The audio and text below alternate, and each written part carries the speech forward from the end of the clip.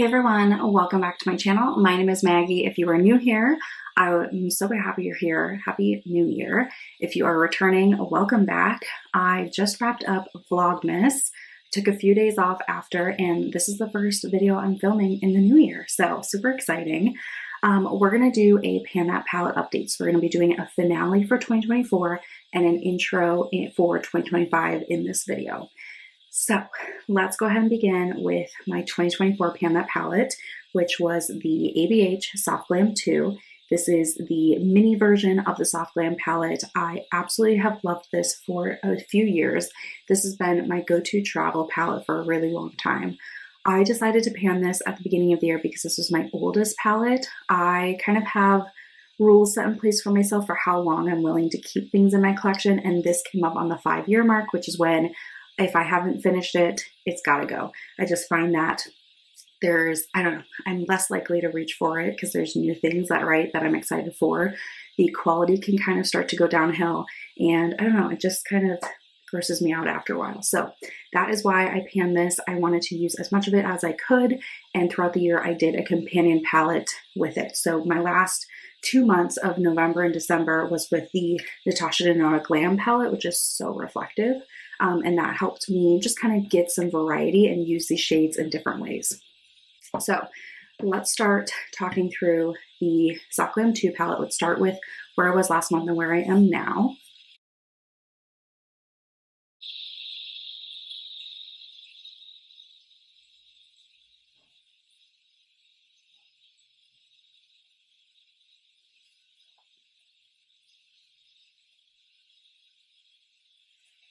So as you can see, the biggest excitement is that I've got a little speck of pan here in Mulberry. This was the last shade I needed to hit pan on. I used it as a liner pretty much every day, and I finally hit pan on it. So I'm happy to say I did hit pan in every shade in this palette. I finished 2 up as a whole, but really happy with the progress I've made here. So I'm super stoked with that. And you know, this was a great palette.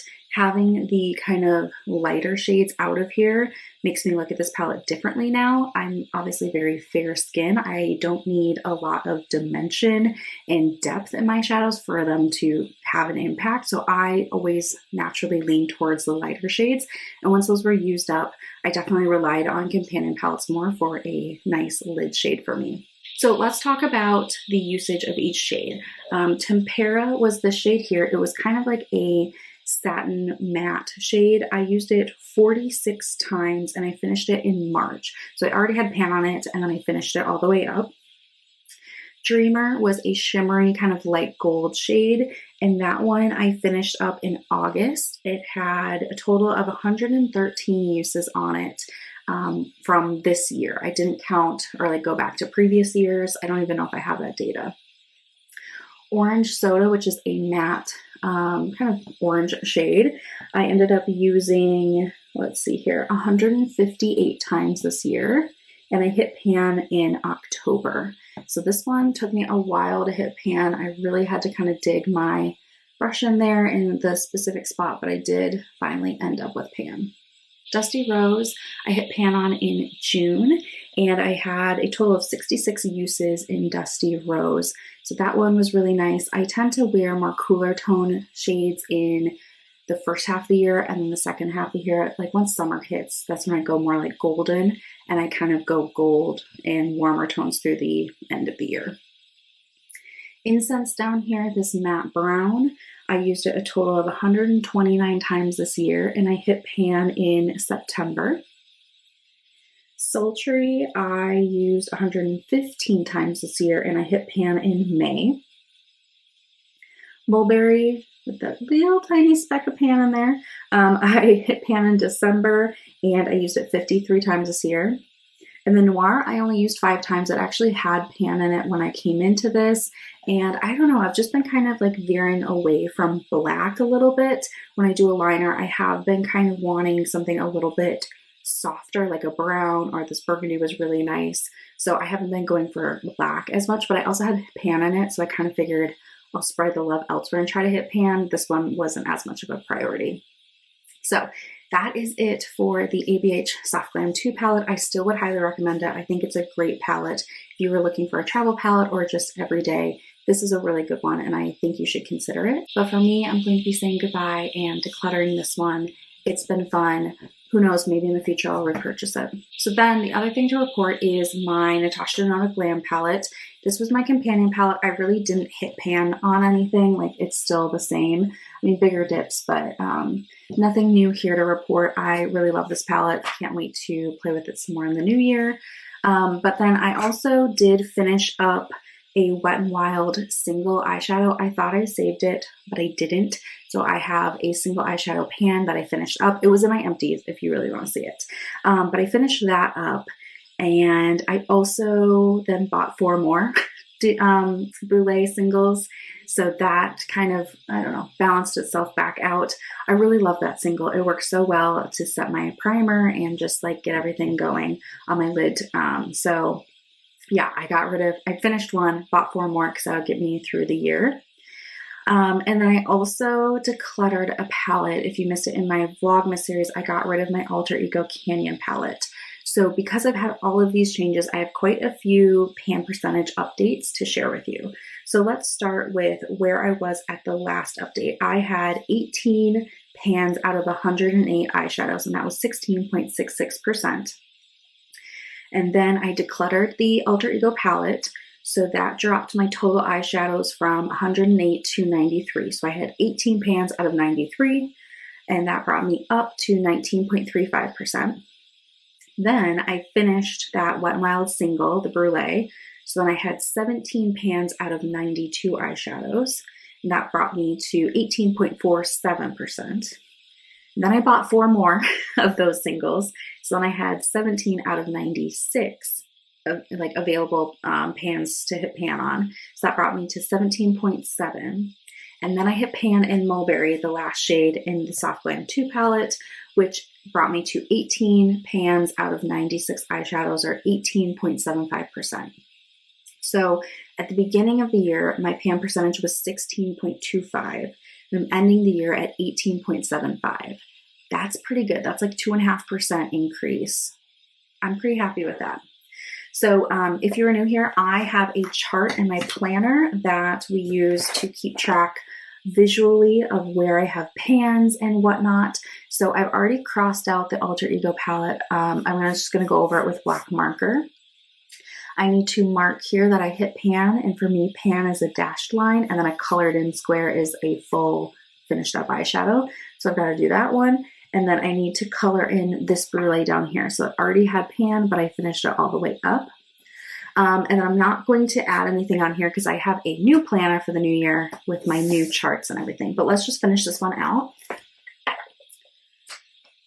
Yay, I love having this visual. It is so helpful. So like I said, I do have a new one for my 2025 planner. So I've got all of the single eyeshadows down here, and then I've got all the different palettes, and I have removed the ABH Soft Glam because I'm not bringing that into the new year.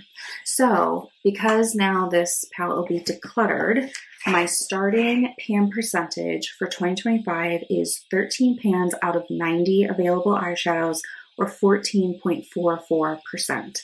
So that's where we're starting, and we'll see where we can get from there. And that brings me into my Pan That palette for 2025. You guys made this so hard for me because I asked your advice between Colourpop eyeshadow singles that I've pulled from different palettes and made my own Z palette with, or the ABH Norvina palette. I asked in an Instagram poll, and it was literally 50-50 at the end of the day. And a lot of you voted.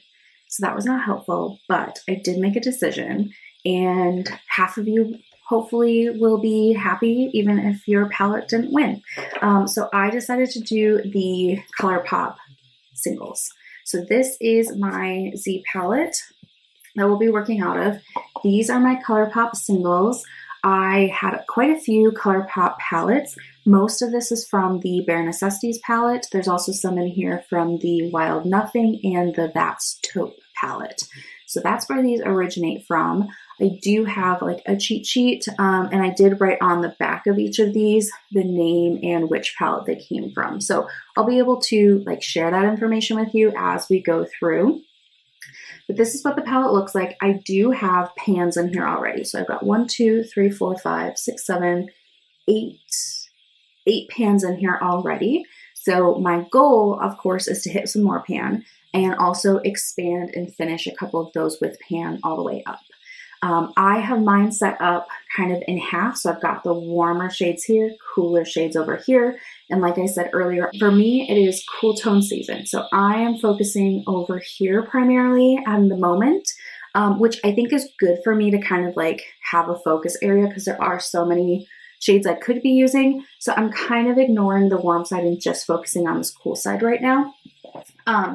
But I'm really excited for this. So I'll be keeping track of my usage. We'll track, when I hit pan and all of that good stuff. There is no way I'm going to be hitting pan on every single one of these, but I would like to see some more pans, and certainly I'd like to use every shade at least 10 times.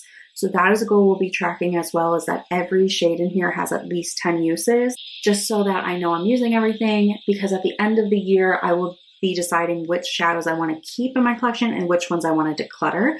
Because while this is a great palette, I probably will, have some preferences and things that I want to shift around at the end of the year. So I'm not going to just commit to throwing this whole thing out. I probably will keep some of these around to keep working on them at the end of the year, but hopefully this experience will help me decide which ones to keep and which ones can go.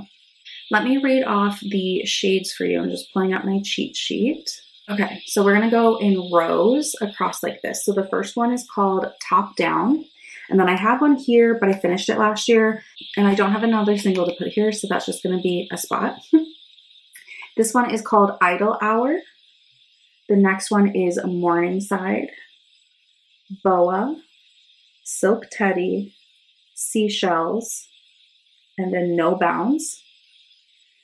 And then moving to the next row, we have Hustler, Coastline, which I love as an inner corner, Tease Me, Hote, this really pretty burnt matte orange, Pebble Beach, Rumored, Prefix, Velveteen, and then on the bottom we have Hot Gossip, The Talk, Designer Duds, Fuzzy, All For You, Snake Eyes, All For You, Snake Eyes, sorry. And then Active Fool and Spyglass. So those are all the shades. I've got them in my app. I've been asked this before, so it's a good time to share it.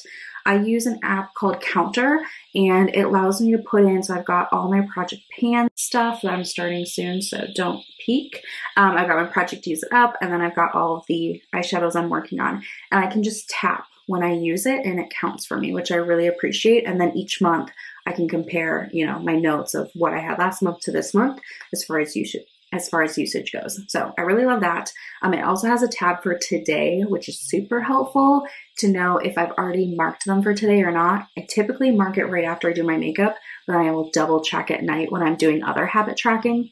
And that really saves me from thinking, did I track it, did I not, and over counting potentially. So yeah, this is super great. So these are the shades I'm going to be working on. I am going to be doing a companion palette. So for 2 months, I'm going to be adding in the Colourpop Sorbet Quad. I bought this last year, so it's still pretty new to me. I don't have any pan or anything, but I think that these kind of icy purpley pink tones will go really well with my cool tone vibe that I'm going for. So I think that they'll pair nicely here. I do have some shimmery lid shades, but none of them are really a pink like this, so that's great. And then certainly there are, these two burgundy shades are pretty similar, so I probably won't use the one in here in favor of that one, but this is going to be my companion palette for January and February, and then I will rotate out for March and we'll pick a different palette to bring in. But I really love having a companion palette just to make me look at these shades in a different way and help me just, have something fresh and different to use, because in the past when I've panned a palette, I didn't touch anything else, and I didn't love that because I burnt out, and I also didn't love it because I wasn't using my other palettes that, you know, I really also enjoy. So this is a good happy medium for me. So that is my Pan That Palette finale intro. I hope that you will come along with me this year to see all the progress. I'll be updating around at least the first week of every month going forward here. So stay tuned to see what I can do as far as panning these palettes and these other eyeshadows in my collection. If you are panning a palette this year, please let me know in the comment section so I can go watch your videos and support you through this panning year. I absolutely love Pan That Palette. It is an old favorite of mine. I've been doing this for a number of years and it just never gets old. It's so great. So let me know if I can support you and watch your channel down below. I'm always looking for new content. And with that, that is everything I have. Thank you so much for watching, and I'll see you in the next one. Bye.